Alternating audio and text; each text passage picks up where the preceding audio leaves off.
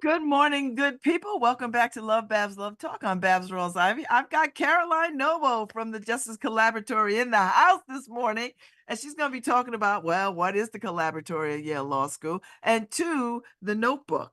And not the film, but this this scholarly work of artistic expression around criminal justice system. Am I correct when saying that? Yeah, I think you nailed it. Are we done? That was perfect. I loved it. All right, so welcome, Caroline Noble. I don't think we met in real life. Maybe we've run into each other at some events, but thank you for having me today. And thank you for always enthusiastically supporting the Justice Collaboratory and the work we do and our group. We're big fans and we're always happy to be on with you. So thanks for having me. Well, thank you. All right, so Caroline, tell us, what is the Collaboratory at Yale? Because I love Yes. that name. I love saying it. Yeah, well, sometimes you have to make up a word to capture something unique. So we went for it, right? I love it. So the Justice Collaboratory, or you can just say the JC, which is a little easier. So we're housed within Yale Law School. We were founded by two professors at the law school, Tracy Mears and Tom Tyler, about a decade ago. And we bring together nationally recognized academics, researchers, social scientists who are passionately committed to building a more just, effective, democratic criminal legal system. Wow. Yeah, it's a small goal, it's just no big deal. Um, and the only other thing I'll add about us is that we really try and come at these topics from an interdisciplinary angle. So we're not just lawyers. I'm a criminologist, but yes, we have people representing law, but we also have historians, medical doctors, artists, philosophy, management, psychology, nearly every discipline. And we work with anything that sort of intersects with impacts and the criminal legal system. Wow. I mean, that's like the Justice League, right? Like it's like It's so funny you say that. My sister tells a story that when she came to my graduate school graduation, she said, "Did I just come to superhero graduation? Like what just happened?" So yeah, that's what we makes me think with all those moving parts and people and players. Well, I think it's really important. We've tried to create a place where we can learn from each other, Mhm. where we can advance public policies that are scientifically, proven to build strong and safe and just communities. Like we want communities where all citizens can thrive. And by having this diverse group of people in conversation with one another, it helps us move that conversation forward. Okay. And you guys have been at this for like a decade. You've been at Yeah. this for a decade. Okay. So you've seen some things and you're probably seeing more things than you ever thought you could imagine at this particular point in the game. Yeah, I mean, it's been a bit of a wild ride these last 10 years as far as it comes to I think people have woken up a lot to these topics and are more engaged than ever in how to help, build healthy, safe communities and Mhm. hold our criminal justice system, our criminal legal system accountable and ask for a more legitimate, more fair, more trustworthy system. Than they used to be. So it seems it's great for us because we feel like people are finally listening. And that's one of the reasons we decided to come up, which we'll talk about, this new publication that's a little more accessible, because we do understand that there's a wider appetite for to engage in like a really meaningful conversation about these topics than maybe previously.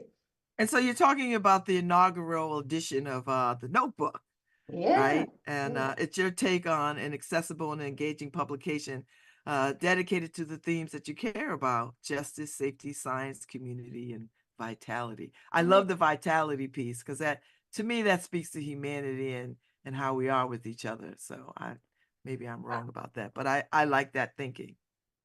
Well, listen, it's a word that invokes imagery. right? Like when you hear the term community vitality, like hopefully you have an image in your head of what that looks and feels like, right? Like Mhm. maybe it's people walking around on a street or neighbors in conversation with one another. Like that's one of the reasons I love the word vitality, because it is really like evocative in different ways. You know, the notebook, you know, sometimes it's easier to talk about what the notebook is not, right? Like the notebook, the notebook is not something you might typically see out of an Ivy League institution. You know, it's not a dry academic journal written only by researchers. Not that there's anything wrong with that. We certainly make time to publish in, you know, prestigious peer-reviewed journals as well, but we wanted to create something different. We wanted something that lived sort of between this space of an academic journal and also just like a popular magazine. Okay. Right. So like that's when we say accessible, that's what we mean. You know, for those of us streaming, like, you know, it's a hard copy. It's you can feel it, you can open it. It's supposed to be an experience that's a little different than just having to sit down and slog through a 70-page law review journal or something.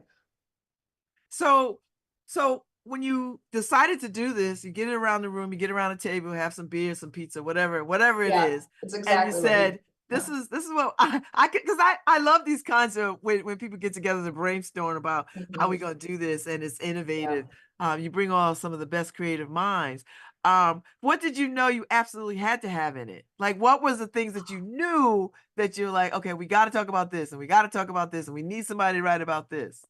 That's so interesting. That's a great question. And that, just so you know, Babs, you kind of nailed it. That's what we did. We got all of the members and the JC members and some staff together. And we went and we were all in a big room and we had an artist come and do visual note taking. Oh. And we just sort of brainstormed what would we want to see in there. And there were so many amazing ideas. And that meeting was, gosh, that was 2 years ago, that meeting, right? To just think about what we want. I mean, this has been a long time. So much intention and care went into the final version. So in that meeting, there was one thing that came out that we ended up doing, and I'm so proud of it. And it's at the very end of the notebook. It's the last entry, and it's called the glossary. And the glossary is basically our commitment to the thoughtful and deliberate use of language. Because it is so common when we talk about our criminal legal system to use outdated norms and phrases that set us back and perpetuate things that we're trying to grow past. So for example, you'll notice I always say criminal legal system, not criminal justice system, because when we say justice, we're implying that our system is just. But it is a legal system, right? It is a set of laws that govern, and there's, you know, incarceration, incapacitation, sentencing. It's not really about justice the way it's designed. It's about a set of legal rules. So that was one of the first things we said we wanted to do, is we wanted a glossary. So there's this, and it's another effort to make all of these articles readable. So you could be reading this and say, gosh, I've never heard the term adverse childhood experience. That feels a little over my understanding. You can go to the glossary, read a couple sentences, and maybe be able to move forward with a better grasp of the themes we're talking about in the articles. So I'm really proud of it. I think it's the first step in getting people on the same page to say, like, here's some terms, here's some words, make an effort to be thoughtful about how you use your language when you talk about, you know, people who are incarcerated, people who are impacted by the legal system, all of that. I love that because that's teaching. I Yeah. think that's Yeah. teaching and re-educating people because I think you're absolutely right, Caroline. People have these outdated old notions. I'm somebody who pays attention to language. I mean, I Yeah, run a me too. newspaper too, and I Yeah, talk. right. But I listen to how things are said and the ways in which they're said and the ways in which words are used. And Mhm. for me, and I know that sometimes that misses people, but I'm always conscious of language, and I love that you have a glossary so that people can they can take it upon themselves to educate themselves or Mhm. learn something. Yeah. right? Because it's two different things. Mhm. And I love that. So that sounds like an absolute. Appreciate Yes. that. Yeah. All right. So what else? What else is in there? You want to know? Yes. Well, I'll tell you. And first of all, I want to say one of the things about putting the notebook together that was really cool. I mean, we talked about this word community vitality, and we wanted vitality to really represent something. And maybe to sort of understand the way all of these pieces fit together, we should talk about how I interpret and we as a group interpret this idea of community vitality, right? And I think sometimes the best way to understand community vitality is we first have to talk about the way we conceive of safety, especially in the United States, right? So like this conception of safety in the United States basically means the absence of harm, right? So we equate no harm, no crime, low arrest rates. That means you're safe. If Hmm. there's the absence of harm, you're safe. And what we're trying to say is that safety is holistic. Safety is not just the absence of harm. Safety is the presence of good. Okay. Whoa. Caroline, you're preaching, girl. I feel really strongly about this, and this is why we're stuck in these patterns. Is like we think we're going to get safe by arresting our way out of crime. It doesn't work that way. We have to be safe by providing, housing and shelter and quality education and access to healthcare and a criminal legal system that's legitimate. All of these goods build a safe, strong community. Hmm. Right? And a strong community is a safe community. A safe community is a vital community. So we wanted a collection of pieces, art, scholarly work, poetry that embodied what a vital community would feel like, so that you could read this and sort of envision, okay, like, yeah, there's some violence reduction efforts, but there's also other things like healthcare, that help you create this strong, safe community. So that's the underlying theme, right? Like that's the baseline. That's where we're starting, right? We have 18 pieces in the notebook, all centered around this theme of community vitality. So did And you then from invite there, people? Did you what? invite people, Caroline? Like, did you invite people? Like, how did you Yeah, know who to invite? Did you send out a blanket invitation and whoever responded, or were you kind of. purposeful and intentional? I mean, we were a little more cheesy than that. We sent out a puzzle. I made a puzzle, and then I took away one piece of the puzzle and I mailed out the puzzle, and it said, "The notebook is coming together. You're the missing piece." I was really trying to get people. I really wanted people to do it. It was the first time. You sound like a development director. I I like know I that. should be, right?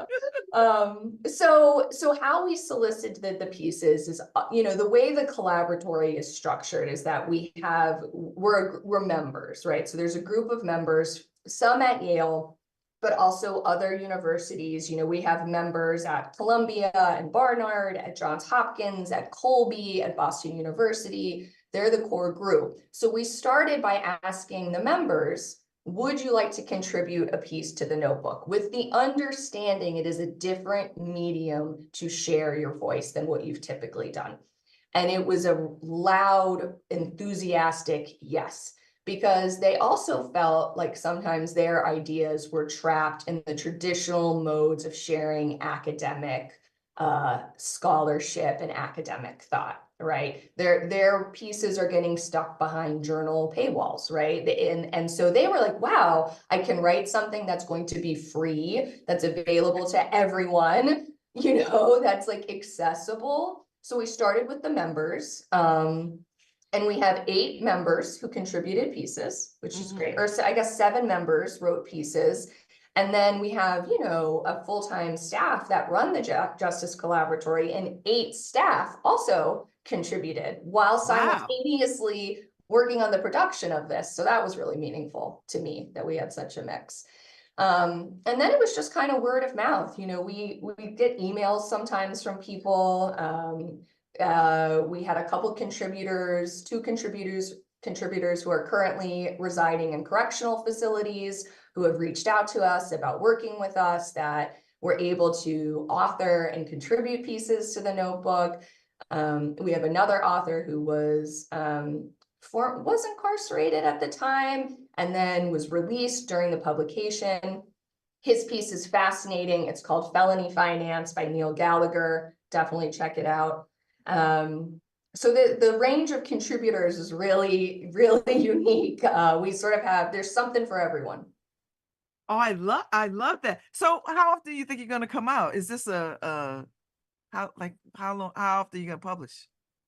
Well, I mean, that stresses me out even thinking about the next one because it hasn't even been 2 weeks. But no, it's going to be a continuing thing. You know, I would love to put it out every year. We try and pick a theme at the Collaboratory to center all of our work around. So right now our theme is community vitality. My guess is when we pick our next theme in a year, we'll do the next volume of the notebook on that theme. So I would So how do say people get their hands on this? Like, do we have to come to the law school and pick it up? Like, how do I get a copy, Caroline? you can. I'd love to give you a hard copy. So the best way to do it is to visit our website. And the notebook is free. It is in a downloadable PDF. You can download the entire 200-page notebook, or you can download PDFs of each individual article. And our website, it's pretty easy to remember. It's called justicehappenshere.yale.edu. Are y'all the stepchildren of the law school? Because I just I know, right? feel like what y'all are just rogue out there. Yeah, we are a little, no, that's funny you say that. We have so much support from the law school, and Dean Gerken is just always championing us and pushing us to talk about these subjects. So we're a tight crew for sure. I mean, it doesn't sound like an Ivy League school would take on this level of engagement that's so out of the box. Like Yeah. this is really a different kind of thinking about this system, this criminal legal system, and Yeah. everything that touches it. This is a very different concept, I think. I think so too. I agree. I think that it's almost a good, like, you can compare the two things, right? Like we're so set in our ways when it comes to sort of punishment and carceral logic in America, right? We really think that the answer to crime is to like punish people and scare people and intimidate them into following the rules. Like there's this standard way of doing things. And we're really trying to push people to think beyond that, right? Like, and think, okay, like we don't have to do things the way we've always been doing them. We can transform the entire system. We can have smart conversations about topics like abolition. We can do this in a way that doesn't have to polarize anyone, but instead engages people in a conversation. And I think academia is also an institution that is deeply rooted in traditional values and norms and typical ways of doing things. And it works so well a lot of the time. It really does, right? Like it's allowed places like Yale to be shrines to learning and shrines to education. Like that is so special that we have places like that in our country where people can just devote their lives to learning. I love it. It's special. And also, we need to break cycles and make sure we're engaging with wider audiences. How do you push back, Caroline? I mean, I love this message. I love the idea of this, but the political climate is such at the moment that Mhm. kind of would seem like an uphill. Like, how do you get in these spaces? Do you get in individual spaces and try to work from that place? Because the the Yeah. the bigger spaces are a little toxic.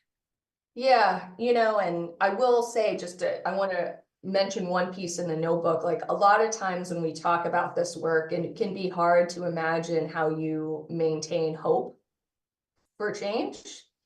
There's a really wonderful piece in the notebook by Yale Law School faculty member Miriam Gohara and one of her clients, Richard Morales, who's currently incarcerated. And they talk about maintaining and excavating hope in this space that can feel really overwhelming. You know, Miriam's a clinical faculty, so she represents people in cases, right? Still, she's very much connected to the real world and the effects that these policies have on people's lives. So I would recommend everyone read that piece. It's very inspirational. There are original pieces of Richard's art and that he's done while incarcerated. It's very meaningful. You know, as far as how you do it, like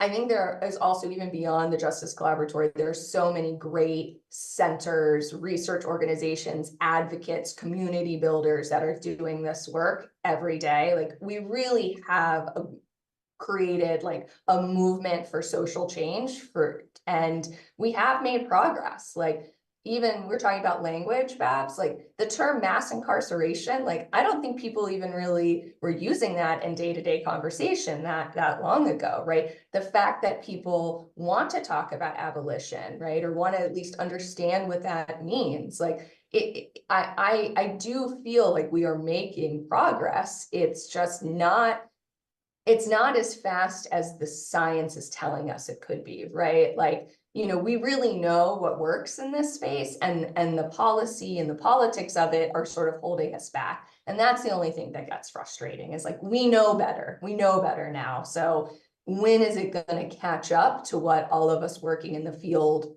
already know? Hmm. And so you, as a criminologist, what does that mean? Like, what do you do? And Oh, is this job the dream job for a criminologist? oh gosh, if you had asked me that when I was 22, I probably would have said no, but now it is for sure. So a criminologist basically means that I'm a social scientist. I'm, you know, a sociologist, if you will, that focuses on crime, punishment, justice, these themes. And it's more about, I would say, the way people interact with each other versus, you know, a lawyer would focus very much on the law, or, you know, someone who worked for a law enforcement agency might have a background in criminology, but they're, you know, using it in a different way. So like, as a criminologist, I just try and sort of look at things like social cohesion and well-being from an angle that is specific to the way you are impacted by the criminal justice, the criminal legal system. Mm. And so the notebook seems like um it could be found, it could be seen as accumulation of the work that you do. Like, this is Mhm. like the cherry on top. Like, Yeah. this is the way to think about this work. And here, let me show you how we here, take this and read it, and then it might give you a sense of how we could be in the world with each other around these matters. I mean, absolutely. And I think one of the things that's special about the notebook is that there are so many different ways to take in these themes. So there are some longer, like I said, more scholarly articles, but there's also some beautiful poetry, right? There's beautiful poetry by Yale Law School faculty Monica Bell, where it's very cool. It's actually called empirical poetry. So she took interviews that she did with mothers, and then she pulled out words to make poetry about their experience from these qualitative interviews. And, you know, one of them is about a mother who loses her son to gun violence. You know, this is like this horrible human experience of grief. And then overlap that with the violence of it, and then to share that experience through poetry, you know, it resonates in a way that doesn't always resonate if you're just reading a news article. Mm. So, you know, she has another piece in there about, it's called Dirty House, talking about, you know, this fear that if your house is too messy, Child Protective Services are going to take your kids away. You know, and again, it's presented, that visceral fear is presented through poetry. And both of those are in the notebook. So again, for us, it was really about, yes, a collection of many things based on decades of work, right? These people have been working in these spaces for so long.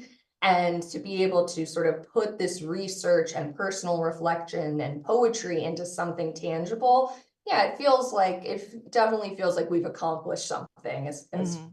as to your point. But it sounds like too that is centered in an artistic scope, I think. That Yeah, you get folks like a Monica Bell who's not known for artistic. right. I mean, that's not her specialty, but to Yeah. have her step out and present some poetry, I Mhm. mean, that's a whole different vibe right there. Like that she gets to be seen in a different light. I mean, I Yeah. don't know her, but I'm just imagining Yeah. that, if you're a lawyerly academic and then you throw some poetry out there based on what you do, that's got to Mhm. be pretty damn incredible. Right. And I'm so emboldened by the contributors' willingness to put themselves out there in new ways. Like I don't want to speak for Monica, but I'm sure there's a tiny piece of Monica that's like, am I really gonna do this? Right? Like, am I really about to like write empirical poetry and like, like it's very vulnerable. It's very vulnerable. And I think a lot of the contributors they just get such a round of applause for sharing themselves in this way, which can be really, really intimidating. Tell me about the artwork, the Vitality, the Community Vitality 2023 oil colored pencil Yeah. pastel and gold leaf on paper. Like, tell me Mhm. about that because that's quite arresting, I think, or beautiful. It's quite. Yeah, it is beautiful. And it's supposed to be, and if people are watching, like here's a quick snippet of what it looks like. See, it looks so beautiful in that. I'm just seeing it on my little Yeah, screen, but that looks beautiful in the book. I'll get you a hard copy, Babs, if you don't have one. I don't have one, and I want one, Oh, Caroline. okay. We'll definitely get you one. So I'm really glad you asked about the art because that was also something very intentional, which is that we wanted to commission original art to accompany the pieces. We ended up working with an artist named Chidinma Doreki, and she did 6 original pieces, including the community vitality piece. She did some original art to go with one of Monica's poems, and several other pieces. And Chinema really embraced this idea of having to come up with community vitality in art. And, she had to sort of be introspective about what that means to her, right? And you'll notice a lot of the colors again are vibrant. I'll say one of the conversations we had with Chi Chi early on was about the color scheme, and also with our designer. We worked with an amazing designer, Greg Chase at YPPS, who did all of this work.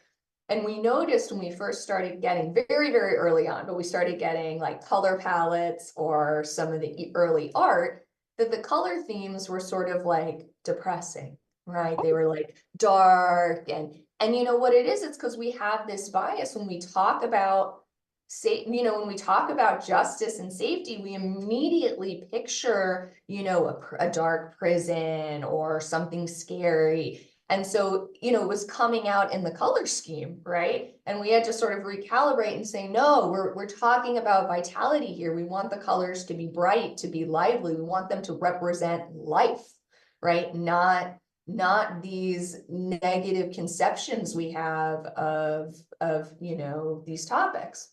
So it was a really great opportunity. Chinema was able to have conversations with the authors about the art. So Wow. yeah, it was really cool. So Neil Gallagher, who was formerly incarcerated, who wrote one of the pieces, he wrote about sort of the black market economy of prisons. It's really an amazing article. And Chinema wanted to paint a piece, but she'd never been in a prison. So they had to have this conversation about what they look like and what they feel like. And he was able to send some photos to her for reference. And then another piece, she did a portrait of 2 of our members, Veshla Weaver, Elizabeth Hinton, who did a phenomenal piece called Selective Hearing. I highly recommend everyone take time to read this. It's a conversation between the 2 of them. Chinema did, so she did a portrait of them. So she had to go on Zoom and meet them to then, paint them. It was a really collaborative experience, start to finish. I love this intersection of art Mm. and academic and free talking. Like I think that's it's unheard of, and in a setting where Yeah. you are like that is just, I would imagine hardcore academics are like, oh, never. But then there are Yeah. some academics who are like, here's my chance Uh-huh. to get a little freedom and to get a little, some of Yeah. this out. Well, I think that no one will ever look at a academic journal the same way after seeing this, right? It definitely leaves you wanting beautiful things like this, right? Yes. So I mean, you might set it. You might get other academic journals or law journals to take a stab at least one yeah. attempt at creating this kind of intersection of art and scholarship and all of that. Well, I'm happy to talk to them if they're interested. I listen. I think as it makes his rounds, Caroline, I think you might get a few calls about this. Yeah, I'm happy to talk. And I will say it's been heartwarming, the enthusiastic support and engagement since we released it. Everyone is definitely taking the time to, understand what we're trying to present. And certainly having vibrant and spectacular art helps people to want to sit down and read it. Yes. So before we go, because we're about to wrap up, what, if you can say, what was your favorite part of this whole experience? And do you have a favorite piece in this journal, in the notebook? Wow. My favorite experience was, it's very rare that you get the opportunity to have a tiny idea and then see it move from a tiny idea all the way to a hard copy, something you can feel in your hands sitting on your desk. Mm. This idea came totally randomly out of a strategic planning process, right? We were doing a strategic plan and we thought we value science, we value impact, but we also value community building. We also value collaboration. Like, how do we do these two things? And we thought, well, what if we just made a publication that people could read and we could share with a wider audience? This was a tiny conversation we had in 2020. And so to see that evolution, that's been my favorite part. It's rare that we are given that gift, right? That we get to journey along from a tiny idea to completion. It's very fulfilling I as love it. as a human.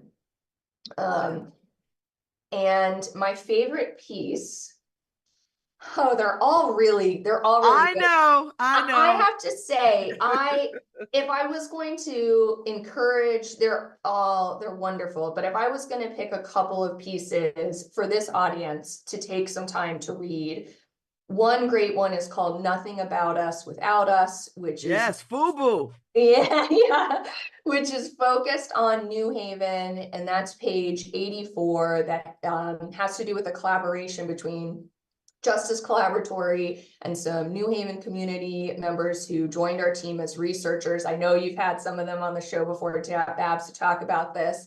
That's an amazing piece. There's also a piece that would typically, I think, be really hard to read by BJ Casey, who is a neuroscientist, called The 7 Myths of the Adolescent Brain, where she breaks down some brain science. But again, there's some art to accompany it, and we've been able to sort of take this confusing idea of brain science and make it accessible.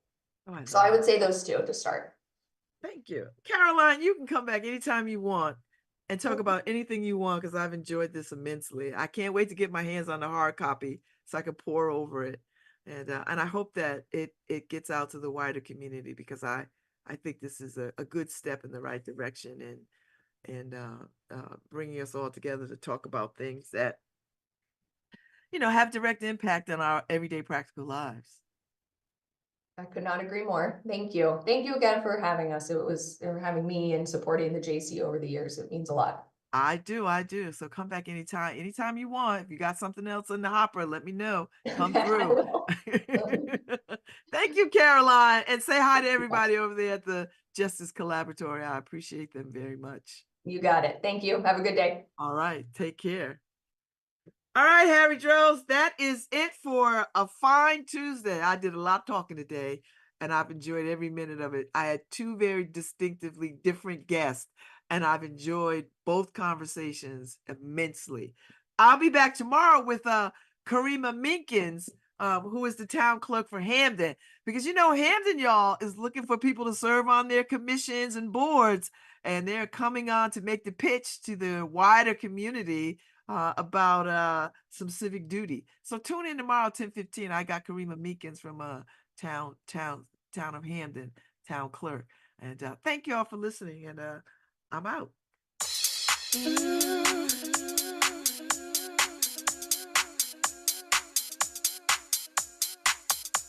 Mm-hmm.